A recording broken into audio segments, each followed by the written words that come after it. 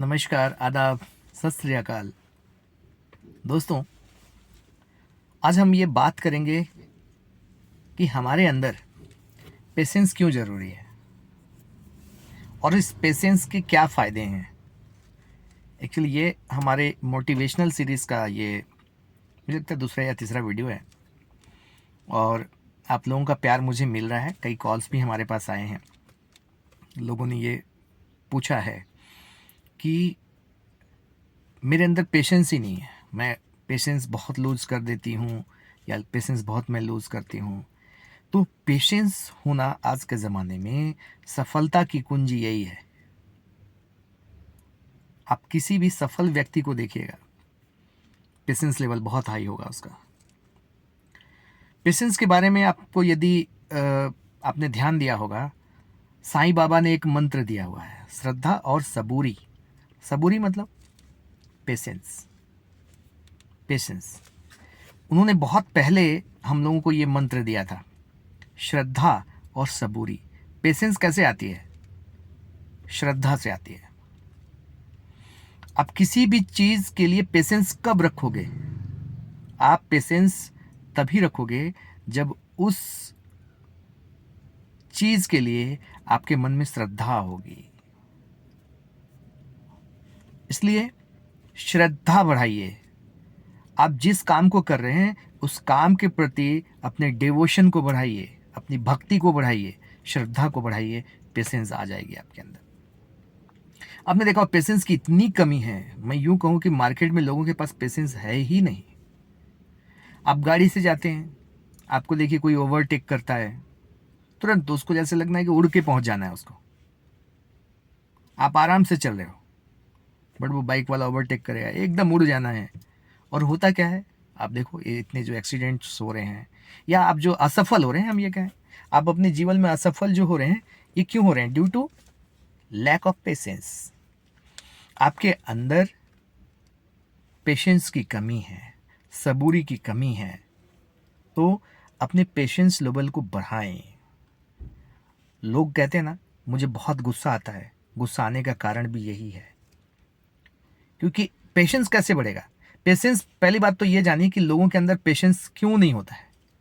Patience लोगों के अंदर इसलिए नहीं होता है क्योंकि हर वो व्यक्ति जिसके अंदर पेशेंस नहीं है, आप इस दुनिया को अपने हिसाब से कंट्रोल करना चाहते हो, हर परिस्थिति को अपने हिसाब से चलाना चाहते हो, उसे निर्देशित करना चाहते हो, जो ये पॉसिबल नहीं है। विवेकानंद ने कहा था कि हम जब किसी दूसरे व्यक्ति के एक आदत को सुधारने के बारे में सोचते हैं तो उससे पहले हमें ये जरूर जान लेना चाहिए कि हम अपनी एक छोटी सी बैड हैबिट को नहीं सुधार पाते हैं पूरे जीवन में। यदि कोई गलत लत है, या मुझे पान खाने की लत है, सिगरेट पीने की लत है, या कोई भी बुरी आदत हमारे अंदर है जिसे मैं जानता हूँ कि हमारे अंदर ये बुराई है, लेकिन भी मैं उसे नहीं सुधार पाता हूँ। और इसे सुधारना मेरे लिए बहुत ईजी है, क्योंकि मैं यह मन में ठान लूँ, इसके लिए और कुछ करने की ज़रूरत नहीं है। ये तो मुझे कंट्रोल करना है। ये पूरी बॉडी हमारे मन के हिसाब से चलती है, हमारे हिसाब से चलती है। इसे कंट्रोल करना तो बहुत ईजी है, लेकिन हम क्या करते हैं, हम दूसरों को कंट्रोल करने की कोशिश करते हैं। घर में आप अपने पति को कंट्रोल करने की कोशिश करते हैं। भाई, पति आपके कैसे कंट्रोल में आएंगे? सवाल ही नहीं है, कोई सवाल ही नहीं पैदा होता है। आप अपनी एक आदत तो छोड़ नहीं पाती हो और आप अपने पति को कंट्रोल करोगे।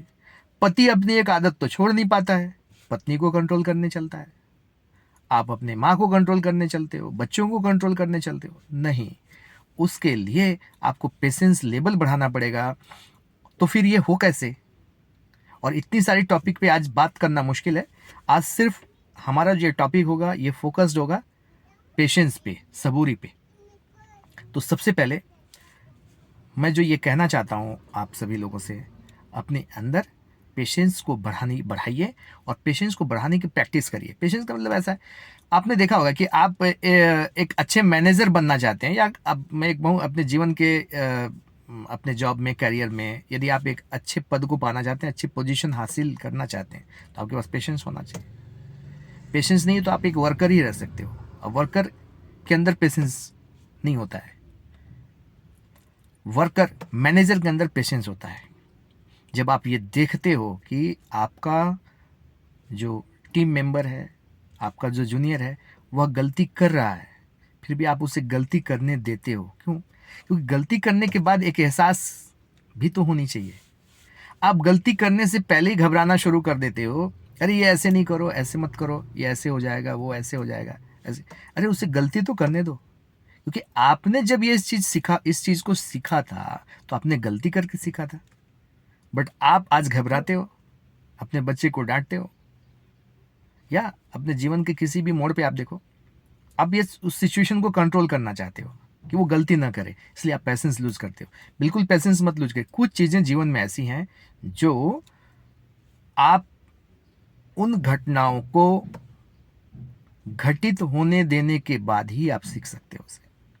जब तक उन चीज़ों से आपकी सामना नहीं होगी, आप नहीं सीख सकते उन चीज़ों को। इसलिए घबराइए नहीं, उस सिचुएशन में जाइए, उस सिचुएशन में अपने आप को डालिए और अनुभव करिए। जब तक आप किसी चीज़ को एक्सपीरियंस नहीं करेंगे तो आप सफल नहीं हो सकते।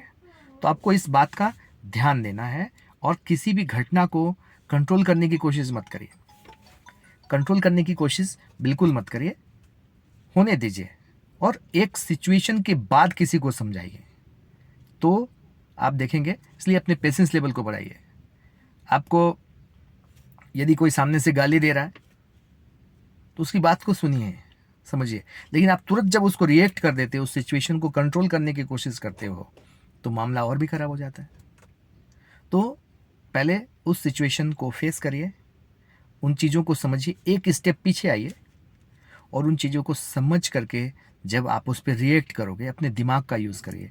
बट हम लोग क्या करते हैं, अपने इमोशंस के हिसाब से रिएक्ट करना शुरू कर देते हैं, और जिसका पेशेंस कम है वो क्या होता है, वो इमोशंस प्रधान व्यक्ति होता है, उसके अंदर भावना प्रधान होती है, दिमाग से वो नहीं सोचता, दिल से सोचता है। तो आपको दिमाग से सोचने की ज़रूरत है। किसी भी सिचुएशन को समझिए अपने दिमाग, क्योंकि भगवान ने आपको दिमाग दिया है, दिमाग सबसे ऊपर होता है मनुष्य के शरीर में। तो सबसे पहले आपको सोचना है, समझना है, फिर रिएक्ट करना है, बिल्कुल समझ करके किसी चीज़ पे रिएक्ट करना है। तो आप ये प्रैक्टिस घर में छोटी छोटी चीज़ों पे करिए। जैसे घर में आपने अपने पत्नी से कुछ बोला, मैं आया हूँ, कुछ चाय लेके आ जाओ या पानी लेके आ जाओ, शाम को चली आती है लेने के लिए।